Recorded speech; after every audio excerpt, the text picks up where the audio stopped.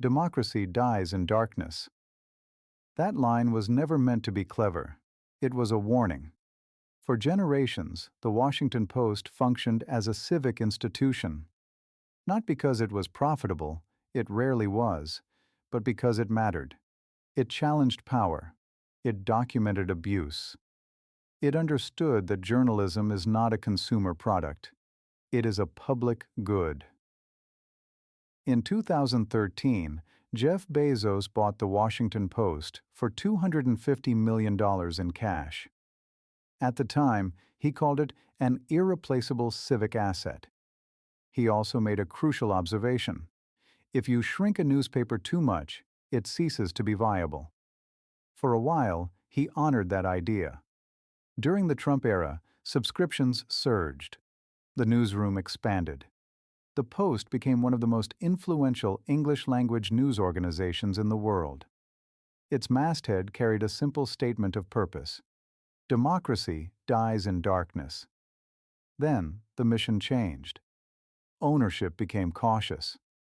Leadership drifted away from its readership. Editorial decisions began to reflect risk avoidance rather than independence.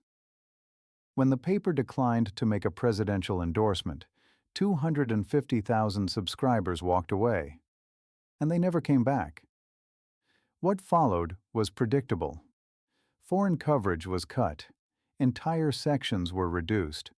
A newsroom built to confront power began hollowing itself out.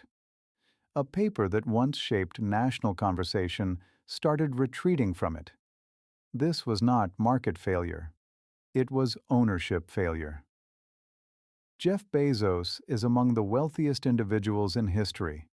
He could sustain the Washington Post indefinitely without noticing the cost. But sustaining it would require something increasingly rare in this era: independence without calculation. That is the defining feature of our new Gilded Age.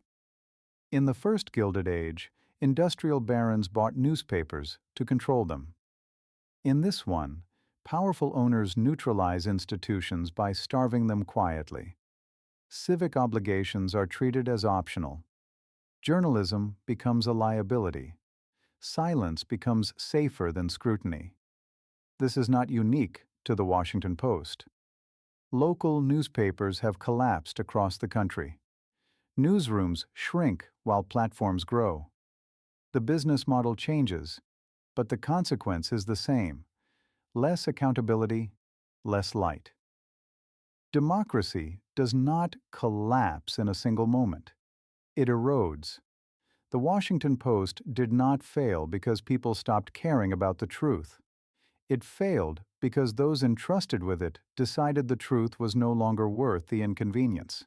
And when institutions retreat from the light, the darkness doesn't arrive all at once. It spreads.